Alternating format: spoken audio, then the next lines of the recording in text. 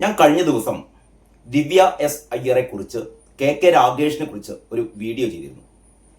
അപ്പോൾ പലരും ചോദിച്ച ഒരു ചോദ്യം, എന്താണ് കെ രാഗേഷിന് ദിവ്യ എസ് അയ്യരെ ഇത്രമാത്രം താല്പര്യം? ദിവ്യ എസ് അയ്യരോട് എന്താണ് കെ രാഗേഷിന് ഇത്രമാത്രം താല്പര്യം? ഒരാൾ ചോദിച്ചത്, ദിവ്യയുടെ ഭർത്താവായ ശബരിനാഥിന് പോലും ഇല്ലാത്ത പൊള്ളൽ, ദിവ്യയുടെ ഭർത്താവായ ശബരിനാഥിന് പോലും ഇല്ലാത്ത പൊള്ളൽ CPM-കാരനായ കെ രാഗേഷിന് എന്താണ് ഇതിന് പിന്നിലുള്ള രഹസ്യം എന്നാണ് ചോദിക്കുന്നത്. ഈ ചോദ്യകർത്താക്കളുടെ ഒക്കെ അവരുടെ മനസ്സിലുള്ള ഒരു ദുഷ്ടലാക്ക് ഞാൻ കാണുന്നുണ്ട് കേട്ടോ. ഞാൻ ഏതായാലും ഞാൻ നേരത്തെ ചെയ്ത വീഡിയോയിലും ഇപ്പോൾ ചെയ്തുകൊണ്ടിരിക്കുന്ന ഈ വീഡിയോയിലും ദിവ്യ എസ് അയ്യരും കെ രാഗേഷും തമ്മിലുള്ള ഒരു അവിശുദ്ധ കഥയും ഞാൻ പറയുന്നില്ല. അങ്ങനെ ഒരു സംഭവം ഉള്ളതായി ഞാൻ പറയുന്നില്ല. അങ്ങനെ ഒരു സംഭവം ഉണ്ട് എന്ന് എനിക്ക് തോന്നുന്നില്ല. പക്ഷേ ഈ ഒലിപ്പീരുമായി നടക്കുന്ന കുറെ ആൾക്കാരുണ്ടല്ലോ, ഈ ഒലിപ്പിച്ച് നടക്കുക എന്നൊക്കെ നമ്മുടെ നാട്ടിൽ പറയാറുണ്ട്. അങ്ങനെ ഒലിപ്പിച്ച് നടക്കുന്ന ഒന്നാം നമ്പർ ഒലിപ്പീരുകാരനാണ് ഈ കെ രാഗേഷ് എന്ന് പറയുന്ന പെട്ടിതൂക്കിക്കാരൻ. ഇതിന്റെ കഥ നിങ്ങൾ അറിയണം. ഭയങ്കര പവർഫുള്ളായ IAS ഉദ്യോഗസ്ഥ, അങ്ങനെയൊക്കെയാണല്ലോ കെ രാഗേഷ് പറഞ്ഞത്. അതായത് അദാനിയെ വരച്ച വരയിൽ നിർത്തിയ അദാനി ഒരുപാട് ഈ കരാർ ലംഘിക്കാനുള്ള ഒരുപാട് ശ്രമങ്ങൾ നടത്തി. ആ ശ്രമങ്ങളെ മുഴുവൻ പ്രതിരോധിച്ച, മുഴുവൻ എതിർത്ത് തോൽപ്പിച്ച, അദാനിയെ വിറപ്പിച്ച പെൺപുലിയാണ് ആര്? ദിവ്യ എസ് അയ്യർ എന്നാണ് കെ രാഗേഷ് നിരവധിയായ ഫേസ്ബുക്ക് പോസ്റ്റിലൂടെ ഇങ്ങനെ കരഞ്ഞ് വിലപിച്ചുകൊണ്ടിരിക്കുന്നത്. എന്താണ്? ഞാൻ കഴിഞ്ഞ വീഡിയോ തന്നെ പറഞ്ഞു, പ്രത്യേകിച്ച് അവിടെ ഒരു IAS ഓഫീസർ ആ സ്ഥാനത്ത് ഇരുന്നാൽ, പ്രത്യേകിച്ചും ഈ പറയുന്ന വിഴിഞ്ഞം പോർട്ടിന്റെ MD എന്ന് പറയുന്നത് ഒരു ഓർണമെന്റ് പോസ്റ്റാണ്. അവിടെ പ്രത്യേകിച്ച് ഒരാൾ ഇരുന്നാൽ വലിയ കാര്യങ്ങളൊന്നും ചെയ്യാനില്ല. അവിടെ ആകെ ചെയ്യാനുള്ളത് സർക്കാരിന്റെ തീരുമാനങ്ങൾ ഈ ഉദ്യോഗസ്ഥയിലൂടെ നടപ്പാക്കുന്നു, അത്രയേ ഉള്ളൂ. അതല്ലാതെ ദിവ്യ എസ് അയ്യർക്ക് അവിടെ ഒരു നിലപാടെടുത്തിട്ട് അദാനിയെ പ്രതിരോധിക്കാനൊന്നും ദിവ്യ എസ് അയ്യർക്ക് പറ്റില്ല. പക്ഷെ യഥാർത്ഥത്തിൽ നിങ്ങളൊരു കാര്യം അറിയോ?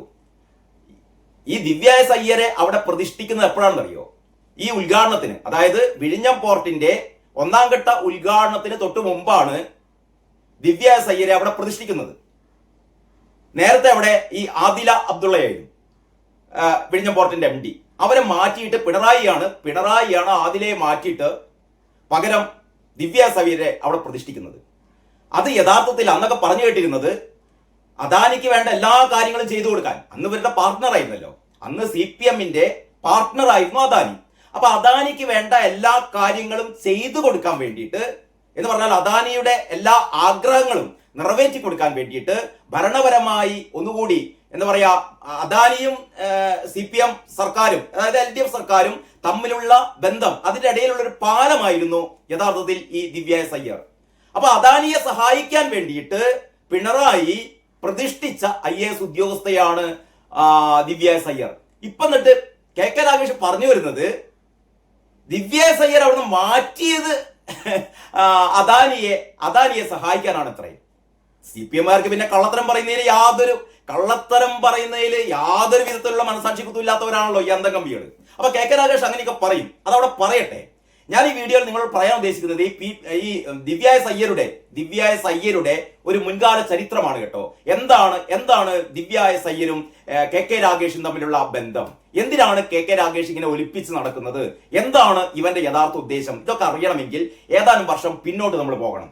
അതായത് ദിവ്യ എസ് അയ്യർ തിരുവനന്തപുരത്തെ അസിസ്റ്റന്റ് കളക്ടർ ആയിരിക്കുമ്പോൾ, ഡെപ്യൂട്ടി കളക്ടർ ആയിരിക്കുന്ന കാലത്ത് അന്ന് തന്നെ ദുഷ്പേര് സമ്പാദിച്ച ദുഷ്പേര് ആരോപണ വിധേയയായ വ്യക്തിയാണ് ഈ ദിവ്യ എസ് അയ്യർ.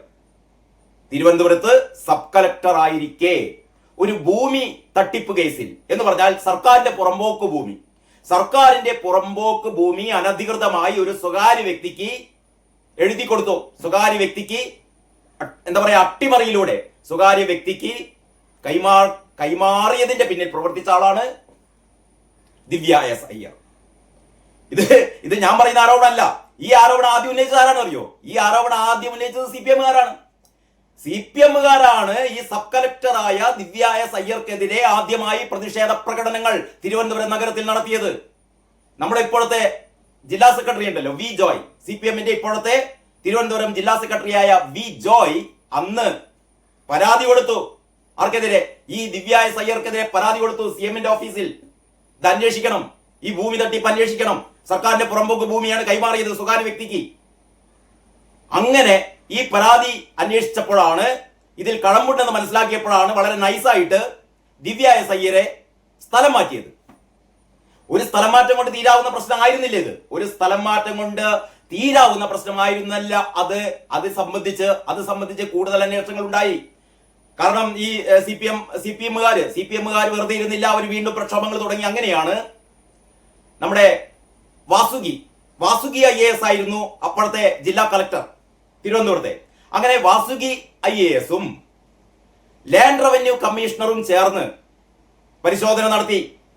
അപ്പോൾ വളരെ കൃത്യമായ തട്ടിപ്പ്, ഈ ദിവ്യ എസ് അയ്യർ നടത്തിയ തട്ടിപ്പ് അവരുടെ ശ്രദ്ധയിൽപ്പെട്ടു. ഇത് സർക്കാരിലേക്ക് ഇവരുടെ റിപ്പോർട്ട് അയച്ചു. യഥാർത്ഥത്തിൽ സസ്പെൻഡ് ചെയ്യേണ്ടതായിരുന്നു. യഥാർത്ഥത്തിൽ ഈ സ്ഥലം മാറ്റുന്നില്ല, അവരെ സസ്പെൻഡ് ചെയ്യേണ്ടതായിരുന്നു. അന്വേഷണ വിധേയമായി സസ്പെൻഡ് ചെയ്യേണ്ടതായിരുന്നു. സസ്പെൻഡ് ചെയ്തില്ല.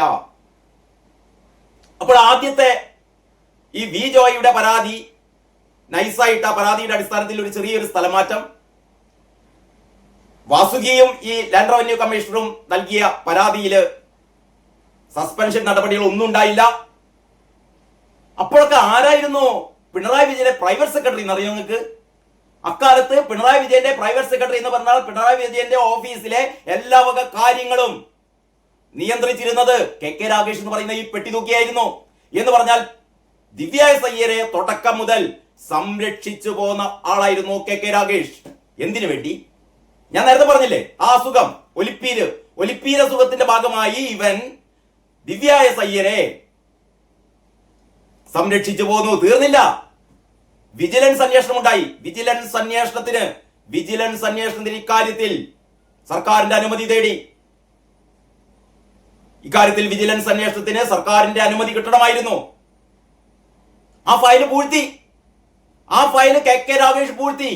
എന്ന് പറഞ്ഞാൽ PP ദിവ്യക്കെതിരെ സസ്പെൻഷൻ ഉണ്ടായില്ല, വിജിലൻസ് അന്വേഷണം ഉണ്ടായില്ല, ഒന്നും ഉണ്ടായില്ല. ഇതൊക്കെ രാഗേഷ് പൂഴ്ത്തി.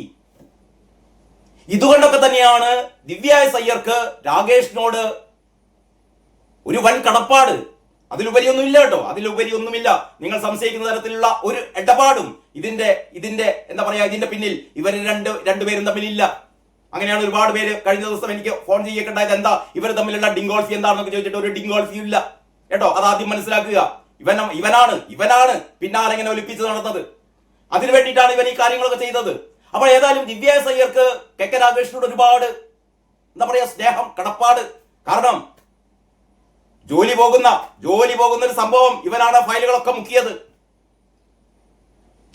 അതിനെ തുടർന്നിട്ടാണ് പിന്നീട് KK രാഗേഷ് CPM-ന്റെ ജില്ലാ സെക്രട്ടറി ആയിരുന്ന സമയത്താണ് കർണനേക്കാൾ മഹാനാണ് അല്ലെ, കർണനേക്കാൾ മഹാനാണ് KK രാഗേഷ് എന്ന് പറയുന്ന ഒരു ഫേസ്ബുക്ക് പോസ്റ്റ് ദിവ്യ എസ് അയ്യർ തയ്യാറാക്കി ഫേസ്ബുക്കിൽ ഇട്ടത്. ഞാൻ ആ കഴിഞ്ഞ വീഡിയോയിലെ ആ പോസ്റ്റ് ഞാൻ കൃത്യമായി പറഞ്ഞിരുന്നില്ല അല്ലേ? ഇതാ കേട്ടോ, ഇങ്ങനെയായിരുന്നു ദിവ്യ എസ് അയ്യരുടെ ആ പോസ്റ്റ് കേട്ടോ. കർണന് പോലും അസൂയ തോന്നും വിധം നമ്മുടെ മഹാഭാരതത്തിലെ കർണന് പോലും അസൂയ തോന്നും വിധം ഈ KKR കവചം, KK രാഗേഷിനെ ഓമനയോടെ വിളിക്കുകയാണ് KKR കവചം. അപ്പൊ KKR കവചം കർണന്റെ കവചം പോലെ അല്ലെ, കർണന്റെ കവചം പോലെയല്ല, കർണന് പോലും അസൂയ തോന്നും വിധം അല്ലെ, കർണന് പോലും അസൂയ തോന്നും വിധത്തിലാണ് KKRന്റെ കവചം. ഈ KKRന്റെ കവചം ആർക്ക് വേണ്ടിയായിരുന്നു? ഈ ദിവ്യ എസ് അയ്യരെയാണ്. അല്ലാതെ ഈ നിങ്ങൾ കരുതും പോലെ ജനങ്ങളെയോ അല്ലെങ്കിൽ ഇപ്പറയുന്ന അടിസ്ഥാന വർഗത്തെയോ ഒന്നുമല്ല, തന്നെ സംരക്ഷിച്ചു നിർത്തി KKR എന്ന് പറയുന്ന കവചം എന്ന് ആ കടപ്പാട് തീർക്കുകയായിരുന്നു PP ദിവ്യ എന്ന് പറയുന്നത്. PP ദിവ്യ അല്ല, ദിവ്യ എസ് അയ്യർ. അങ്ങനെ ഇക്കഴിഞ്ഞ 3 വർഷങ്ങൾ അദ്ദേഹത്തിന്റെ ഔദ്യോഗിക ജീവിതം മുന്നിൽ നിന്ന് വീക്ഷിച്ച് എനിക്ക് ഏത് 3 വർഷം എന്നറിയോ? ദിവ്യ എസ് അയ്യരുടെ ഈ ഫയലുകളൊക്കെ, ദിവ്യ എസ് അയ്യർക്കെതിരായ ഫയലുകളൊക്കെ മുക്കിയ ആ 3 വർഷങ്ങൾ, ഇക്കഴിഞ്ഞ 3 വർഷങ്ങൾ അദ്ദേഹത്തിന്റെ ഔദ്യോഗിക ജീവിതം മുമ്പിൽ നിന്ന് വീക്ഷിച്ച എനിക്ക് ഒപ്പിയെടുക്കാൻ സാധിച്ച അനവധി ഗുണങ്ങളുണ്ട്. അനവധി. ഒരുപക്ഷെ ലോകത്താദ്യമായിട്ടായിരിക്കും CPM-ന്റെ അന്തംഗമ്മിയല്ലാത്ത ഒരു വ്യക്തി കെ രാഗേഷിനെ എന്ത് ചെയ്യുന്നത്, കെ രാഗേഷിനെ സ്തുതിക്കുന്നത്, ഇയാൾ മഹാനാണെന്ന് പറയുന്നത്. വിശ്വസ്തതയുടെ ഒരു പാഠപുസ്തകം നോക്കണേ, വിശ്വസ്തതയുടെ ഒരു പാഠപുസ്തകമാണത്രേ. പിണറായി വിജയന്റെ വിശ്വസ്തനായ നായ എന്നൊക്കെ വിളിക്കാം അല്ലെ, പിണറായി വിജയന്റെ വിശ്വസ്തനായ നായ, പട്ടി എന്നൊക്കെ വേണമെങ്കിൽ ഇയാളെ വിളിക്കാം. അതല്ലാതെ വിശ്വസ്തതയുടെ ഒരു പാഠപുസ്തകം എന്നാ പറയുന്നത്. കഠിനാധ്വാനത്തിന്റെ ഒരു മഷിക്കൂട് എന്താണ് അല്ലെ, കാവ്യഭാവന. വയലാറ് പോലും ഭാസ്കര മാഷ് പോലും എന്ത് ചെയ്യും, അന്തിച്ചു പോകും ദിവ്യ എസ് അയ്യരുടെ ഈ വാഴ്ത്തുപാട്ട് കാണുമ്പോ. എന്താണ്, കഠിനാധ്വാനത്തിന്റെ ഒരു മഷിക്കൂട്. ഇങ്ങനെയൊക്കെ ആയിരുന്നു ദിവ്യ എസ് അയ്യരുടെ പുകഴ്ത്തൽ. പോരെ, തൃപ്തിയായത് നിങ്ങൾക്ക്? ഇങ്ങനെയാണ് ദിവ്യ എസ് അയ്യർ ആരെ വാഴ്ത്തിയത്? കെ രാഗേഷിനെ വാഴ്ത്തിയത്. 3 വർഷം ഞാൻ മുന്നിൽ നിന്ന് കാണുകയായിരുന്നു. എനിക്കെതിരെ വന്ന വിജിലൻസ് ഫയൽ പൂഴ്ത്തി, എനിക്കെതിരെ വന്ന സസ്പെൻഷന്റെ ഫയൽ പൂഴ്ത്തി, എനിക്കെതിരെ വന്ന എല്ലാ ആരോപണങ്ങളും പൂഴ്ത്തി. ഇതാണ് ചിലർ ചോദിച്ച പോലെ ശബരിനാഥനില്ലാത്ത പൊള്ളൽ, സ്വന്തം ഭർത്താവായ ശബരിനാഥനില്ലാത്ത പൊള്ളൽ കെ രാഗേഷെ. ഉളുപ്പില്ല തനിക്ക്. ഇനിയും ഫേസ്ബുക്ക് പോസ്റ്റ്, ഫേസ്ബുക്ക് പോസ്റ്റ് ഇടും അല്ലെ? ഇയാളെ നിലവിളിച്ച ഫേസ്ബുക്ക് പോസ്റ്റ് അതുകൂടി നിങ്ങളൊന്ന് കാണണം. എന്നാലേ ഇവന്റെയൊക്കെ തനിനിറ അറിയുള്ളൂ. അതാ അങ്ങനെയായിരുന്നു. കെ രാഗേഷിന്റെ ആ ഫേസ്ബുക്ക് പോസ്റ്റ് എന്ന് പറഞ്ഞ 4-ാം തീയതി, ഇക്കഴിഞ്ഞ 4-ാം തീയതി ദിവ്യ എസ് അയ്യർ എന്ന് പലകുറി ചൂണ്ടിക്കാട്ടിക്കൊണ്ട് കെ രാഗേഷ് ഇട്ട ഫേസ്ബുക്ക് പോസ്റ്റാണ്. ചാർട്ടേഡ് വിമാനത്തിൽ മംഗലാപുരത്തേക്ക് പോയി VD സതീശൻ അദാനി സംഘത്തെ കണ്ടതിന്റെ ഫലം ഓരോന്നായി പുറത്തു വരാൻ തുടങ്ങിയിരിക്കുന്നു. ആ ചാർട്ടേഡ് ഫ്ലൈറ്റിന്റെ കാര്യം കഴിഞ്ഞ വീഡിയോയിൽ ഞാൻ പറഞ്ഞിരുന്നു. വകുപ്പ് ഏറ്റെടുത്തപ്പോൾ ധനകാര്യത്തോടൊപ്പം തുറമുഖവും മുഖ്യമന്ത്രി ഏറ്റെടുത്തത് യാദൃച്ഛികമല്ല എന്ന് ഇപ്പോൾ വ്യക്തമാകുന്നു. ഒരുപക്ഷെ മുഖ്യമന്ത്രി തന്നെ തുറമുഖ വകുപ്പും ഏറ്റെടുത്ത കേരള ചരിത്രത്തിലെ ആദ്യത്തെ മന്ത്രിസഭ. ഇവൻ എന്തിന്റെ ചൊറിച്ചിലത്? മുഖ്യമന്ത്രിയാണ് മുഖ്യമന്ത്രിയുടെ വകുപ്പുകൾ തീരുമാനിക്കുന്നത്. ഏതൊക്കെ വകുപ്പുകൾ തനിക്ക് വേണമെന്ന് മുഖ്യമന്ത്രിയാണ് തീരുമാനിക്കുന്നത്. മുഖ്യമന്ത്രി തീരുമാനിച്ചു, നിയമവകുപ്പ് തനിക്ക് വേണം, ധനകാര്യ വകുപ്പ് തനിക്ക് വേണം, തുറമുഖ വകുപ്പ് തനിക്ക് വേണം. ഇതൊക്കെ VD സതീശന്റെ ഒരു വിഷന്റെ ഭാഗമായിട്ടാണ്. കാരണം കേരളത്തെ രക്ഷപ്പെടുത്താൻ സമുദ്രത്തെ ഉപയോഗപ്പെടുത്തിക്കൊണ്ട്, തീരപ്രദേശത്തെ ഉപയോഗപ്പെടുത്തിക്കൊണ്ട് എങ്ങനെയാണ് മിഷൻ സമുദ്ര ഈ വിജയത്തിലേക്ക് എത്തിക്കുക, അതിന് ആ നിയന്ത്രണം തന്റെ കയ്യിൽ വേണം. നിയമവകുപ്പ് തന്റെ കയ്യിൽ വേണം, തുറമുഖ വകുപ്പ് തന്റെ കയ്യിൽ വേണം, ധനകാര്യ വകുപ്പ് തന്റെ കയ്യിൽ വേണം. ഇത് ഒരു കേരളത്തിന്റെ ഭാവി മുൻകൂട്ടി കാണുന്ന, അല്ലെങ്കിൽ ഒരു 40-50 വർഷത്തിനപ്പുറത്തുള്ള കേരളത്തിന്റെ ഭാവി മുൻകൂട്ടി കാണുന്ന VD സതീശൻ എന്ന് പറയുന്ന പ്രതിപാദനായ ഒരു മുഖ്യമന്ത്രി സ്വാഭാവികമായും ചെയ്യേണ്ട കാര്യമാണിത്. അതല്ലാതെ ഇവൻ പറയുന്ന പോലെ ഇതുവരെ ഒരു മുഖ്യമന്ത്രിയും ഇതുവരെ എല്ലാം പൊട്ടന്മാരായിരുന്നോ? കഴിഞ്ഞ 10 വർഷം ഏറ്റവും വലിയ പൊട്ടനായിരുന്നു ഭരിച്ചത്. അറിയില്ല എനിക്ക്. അപ്പൊ ആ പൊട്ടൻ ചെയ്ത പോലെ തന്നെ ഈ VD സതീശനും ചെയ്യണമെന്നുണ്ടോ? ഉളുപ്പില്ലാത്തവനെ. എന്നിട്ട് പറയാണ്, മാത്രമല്ല സ്വന്തം ഓഫീസിലെ സെക്രട്ടറിയെ തന്നെ തുറമുഖ വകുപ്പ് സെക്രട്ടറിയുമാക്കി മണിക്കൂറുകൾക്കകം നിയമിക്കുന്നു. വിഴിഞ്ഞം പോർട്ടിന്റെ വളർച്ചയിൽ തന്ത്രപരമായ തീരുമാനങ്ങൾ എടുക്കുന്നതിൽ നിർണായക പങ്ക് വഹിച്ച നിങ്ങൾ കേൾക്കണം. എന്താണ്? വിഴിഞ്ഞം പോർട്ടിന്റെ വളർച്ചയിൽ തന്ത്രപരമായ തീരുമാനങ്ങൾ എടുക്കുന്നതിൽ നിർണായക പങ്ക് വഹിച്ച ഡോക്ടർ ദിവ്യ എസ് അയ്യർ IAS-നെ എന്ത് ചെയ്തു? രാജ്യരാമാനം സ്ഥലം മാറ്റുന്നു. അയ്യോ, കെ രാഗേഷ് സഹിക്കോ? കെ രാഗേഷ് എന്ന് പറഞ്ഞ ഒലിപ്പീരന് സഹിക്കോ? നെഞ്ചത്തടിച്ച് നിലവിളിക്കുകയാണ്. ഈ വിഴിഞ്ഞം പോർട്ടിന്റെ വളർച്ചയിലെ തന്ത്രപരമായ എന്ത് തന്ത്രായിരുന്നടോ രാഗേഷെ? പോയി ചോദിക്ക് കാരണബോധത്തിനോട്. എന്തിനായിരുന്നു അവിടെ ദിവ്യ എസ് അയ്യരെ നിയമിച്ചതെന്ന്? ഒരു തന്ത്രത്തിനുമല്ല. അദാനിയെ സഹായിക്കാൻ അതാണ് പിടിച്ച് പുറത്തേക്കിട്ടത് സതീശൻ. കേട്ടോ, തന്റെ ഒലിപ്പിക്കലിന് നിന്ന് തരാൻ സതീശനെ കിട്ടില്ല കേട്ടോ. കെ രാഗേഷ് എന്ന പെട്ടി തൂക്കി ഓർമ്മിച്ചോ. പകരം വരുന്നതാകട്ടെ തുറമുഖവുമായി ബന്ധപ്പെട്ട കാര്യങ്ങളെ സംബന്ധിച്ച് ഒന്നും കൃത്യമായ ധാരണയില്ലാത്ത പുതിയൊരാൾ. ഓ അല്ല ദിവ്യ എസ് അയ്യർ പിന്നെ ഭയങ്കര പോർട്ടിനെ കുറിച്ചൊക്കെ കലക്കി കുടിച്ച ആളായിരുന്നു അത്രേ ദിവ്യ എസ് അയ്യർ. ഇപ്പൊ വന്നത് ആൾക്കൊന്നും അറിയില്ല എന്ന് പറയുന്നത്. അദാനി പോർട്ട് അധികൃതർ ജൂൺ 29 വിഴിഞ്ഞം തുറമുഖത്തിന്റെ 49% ഓഹരി കൈമാറിക്കൊണ്ടുള്ള കരാറിൽ ഒപ്പിടുന്നു. എടോ പൊട്ട, ഒപ്പിട്ടില്ലടോ. ഇവനോട് പറഞ്ഞു മടുത്തത്. 49% ഓഹരി കൈമാറിക്കൊണ്ടുള്ള കരാറിൽ ഒപ്പിട്ടിട്ടില്ല, അതിന്റെ പ്രോസസ്സ് നടന്നുകൊണ്ടിരിക്കുകയാണ്. ഇതൊക്കെ എത്ര പ്രാവശ്യം പറഞ്ഞു? ഇത്രയും പൊട്ടനാണോ താൻ? ഇവരാദ്യമായി ഒരു ബൈൻഡിങ് അഗ്രിമെന്റിലാണ് എത്തിയത്. അതിനുശേഷം സെബിയെ അറിയിച്ചു, പബ്ലിക്കിനെ അറിയിച്ചു, ഇപ്പോഴിതാ സംസ്ഥാന സർക്കാരിനെ അറിയിച്ചു. സംസ്ഥാന സർക്കാർ അനുമതി കൊടുത്തു കഴിഞ്ഞാൽ അടുത്ത് കേന്ദ്രത്തെ അറിയിക്കണം. ഇങ്ങനെ ഒരുപാട് കടമ്പകളുണ്ട്. അതൊക്കെ കഴിഞ്ഞിട്ട് ഒപ്പുവെക്കുള്ളൂ. താൻ ഒപ്പ് വെച്ചു എന്ന് പറയാ? തനിക്ക് വായി തോന്നിയത് എന്താ വിളിച്ചു പറയാനാണോ? താനൊക്കെ ഒരു ഉത്തരവാദിത്തപ്പെട്ട സ്ഥലത്തിരിക്കുന്ന ആളല്ലോ. കണ്ണൂർ ജില്ല എന്ന് പറയുന്ന കേരളത്തിലെ CPM-ന്റെ കോട്ട, വൻ കോട്ട. ഇപ്പൊ കോട്ടയൊന്നുമില്ല, പഴയ കോട്ട. ഇപ്പൊ തകർന്ന് തരിപ്പണമായതല്ല, താൻ തകർത്ത് തരിപ്പണമാക്കി. എന്നിട്ട് ഉളുപ്പില്ലാതെ പറയുകയാണവൻ, ഈ വങ്കൻ.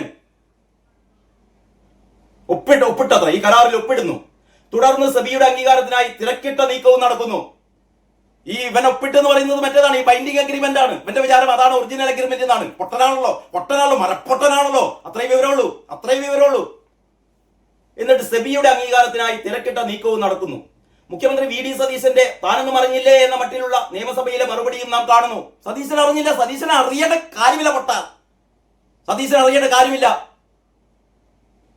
എന്ന മട്ടിലുള്ള നിയമസഭയിലെ മറുപടിയും നാം കാണുന്നു. അത് ഏറ്റുപിടിച്ച് ചില നിഷ്കളങ്ക മാധ്യമങ്ങളും രംഗത്തിറങ്ങുന്നു. ഓ, അസൽ ക്രിമിനൽ ബുദ്ധി. ഇവനാ പറയുന്നത് ക്രിമിനൽ ബുദ്ധിയുടെ ആശാമ്പറിയാണല്ലോ. മറ്റുള്ള സതീശനൊക്കെയാണല്ലോ അത്രേ ക്രിമിനൽ ബുദ്ധി. കൊള്ളാം. പൂക്കിമുഖ്യന്റെ അഭിനയങ്ങൾക്ക് പിന്നിൽ മറഞ്ഞിരിക്കുന്ന പ്രതിനായകന്റെ കപടമുഖം ഇനിയാണ് മറനീക്കി പുറത്തു വരാൻ തുടങ്ങുന്നത്. പൂക്കിമുഖ്യൻ അല്ലടോ, നീ പെട്ടി തൂക്കിയാടോ. പൂക്കിമുഖ്യൻ എന്ന് പറയാ. പെട്ടി തൂക്കിയുടെ എന്താ പറയാ, ആര് കേൾക്കടോ ഈ അന്തംഗമ്മികളല്ലാതെ നിന്റെ ഈ ജൽപ്പനങ്ങൾ? ഭരണം RSSനെ പണയപ്പെടുത്താൻ ശ്രമിക്കുന്നത് പോലെ പൊതുമുതൽ അദാനിക്കും തീരെഴുതാനുള്ള എല്ലാ ഇടപാടുകളും നടന്നു കഴിഞ്ഞു. എല്ലാ ഇടപാടുകളും നടത്തിയത് VD സതീശൻ അല്ലടോ. VD സതീശൻ ഈ വിഴിഞ്ഞം തുറമുഖത്തിന്റെ കാര്യത്തിൽ ഇതുവരെ ഒരു നടപടി എടുത്തിട്ടില്ല. ഈ ഭരണത്തിലേറി ഒന്നര മാസം കഴിയുമ്പോഴത്തേക്ക് ഈ തുറമുഖത്തെ കുറിച്ച് എന്ത് നടപടി എടുക്കാൻ VD സതീശൻ നടപടി എടുത്തത്? കഴിഞ്ഞ 10 വർഷം നടപടിയെടുത്തത് പിണറായി സർക്കാർ അല്ലായിരുന്നോ? കഴിഞ്ഞ 10 വർഷം അദാനിക്ക് വേണ്ടിയിട്ട്, അദാനി പാർട്ട്ണർ അല്ലേ, പാർട്ട്ണറായ അദാനിക്ക് വേണ്ടിയിട്ട് എല്ലാ വിടുവേലകളും ചെയ്തത് നിങ്ങളുടെ സർക്കാർ ആയിരുന്നില്ലടോ. ഉമ്മൻചാണ്ടിയുടെ ആ കരാറിൽ നിന്ന് വീണ്ടും ഒരു 5 വർഷം കൂടി കൂട്ടിക്കൊടുക്കുന്നു. ആർബിട്രേഷനിൽ പോകാതെ ഈ എന്താ പറയാ, ഇഴഞ്ഞു നീങ്ങി വർക്ക് കൊണ്ട് ഉണ്ടായ നഷ്ടം ഏതാണ്ട് 140 കോടിയുടെ നഷ്ടം വേണ്ട എന്ന് പറയുന്നു. അദാനിക്ക് മുമ്പിൽ മുട്ടുമടക്കുന്നു, സാഷ്ടാംഗം പ്രണമിക്കുന്നു. എന്നിട്ട് പറയാണത്രേ VD സതീശൻ സൗകര്യം ചെയ്തു കൊടുക്കുന്നു. അങ്ങനെ പൊതുമുതൽ അദാനിക്കും തീരെഴുതാനുള്ള എല്ലാ ഇടപാടുകളും നടന്നു കഴിഞ്ഞു. പൊതുമുതൽ അദാനിയുടെ കയ്യിലുള്ള ഷെയറിന്റെ ഒരു 49% അദാനി മറ്റൊരാൾക്ക് കൈമാറുകയാണ്, MSC കമ്പനിക്ക് കൈമാറുകയാണ്. അതെങ്ങനെ കേരളത്തിന്റെ പൊതുമുതൽ എങ്ങനെയാണ് കയ്യേറുക എന്ന് പറയാ? നിർത്തി എന്റെ മോനെ. ഇതിന്റെ ബാക്കി ഒരുപാട് ദിവ്യ സയ്യർ ഇതിനകത്ത് വരുന്നുണ്ട്. അതുകൊണ്ടാണ് ഞാൻ ഇത് നിങ്ങളുടെ ശ്രദ്ധയിൽപ്പെടുത്താൻ വിചാരിച്ചത്. വയ്യനി കാരണം എന്ന് പറഞ്ഞാൽ ഈ പൊട്ടന്റെ കാര്യങ്ങൾ ഇങ്ങനെ പറഞ്ഞ് നമ്മളെ ബുദ്ധി തന്നെ മന്ദീഭവിച്ചു പോകും. ഇതാണ് ഇമ്മാതിരി. എങ്ങനെ സഹിക്കുന്നു? ഞാൻ കണ്ണൂരിലെ ഈ പാർട്ടിയില് നല്ല കമ്മ്യൂണിസ്റ്റുകാരുണ്ടല്ലോ, എങ്ങനെ സഹിക്കുന്നുണ്ടോ നിങ്ങള്? നല്ല കമ്മ്യൂണിസ്റ്റുകാരൊക്കെ പോയത് കൊണ്ട് പ്രത്യേകിച്ച് കുഴപ്പമൊന്നുമില്ല. ഇപ്പോൾ ഉള്ളത് മുഴുവൻ അടിമക്കമ്മികളാണ്. അടിമക്കമ്മികൾക്ക് പറ്റിയ ആളാണ്. ഏതായാലും രാകേഷേ, പണി നടക്കട്ടെ. അവസാനത്തെ കമ്മ്യൂണിസ്റ്റുകാരനെ കൂടി അവിടെ നിന്നങ്ങോട്ട് എന്താ പറയാ, മൂടോടെ പിഴുതിട്ടെ, പൂട്ടി താക്കോല് അറബിക്കടലിലേക്ക് വലിച്ചെറിഞ്ഞാണ് കേട്ടോ. ഈ വേണ്ട CPM എന്ന് പറയുന്ന പ്രസ്ഥാനം, അതാണല്ലോ തന്റെ ദൗത്യം. അത് നല്ല ഭംഗിയായി അല്ലെ കേരളത്തിൽ CPM-നെ നശിപ്പിച്ച പിണറായി വിജയൻ എന്ന് പറയുന്ന കൂട്ടത്തിൽ എഴുതി ചേർക്കേണ്ട പേരാണോ തന്റെ എന്താ സംശയമുണ്ടോ? ഒലിപ്പിക്കൽ പരിപാടിയുമായി അത് മാത്രമേ തനിക്കറിയുള്ളൂ. ബാക്കി തീർന്നില്ല. നിന്റെ വിശേഷങ്ങൾ ഇനിയും വരാനുണ്ട്. അടുത്ത വീഡിയോയിൽ ഇടാം. അതുവരെ എല്ലാവർക്കും നന്ദി, നമസ്കാരം.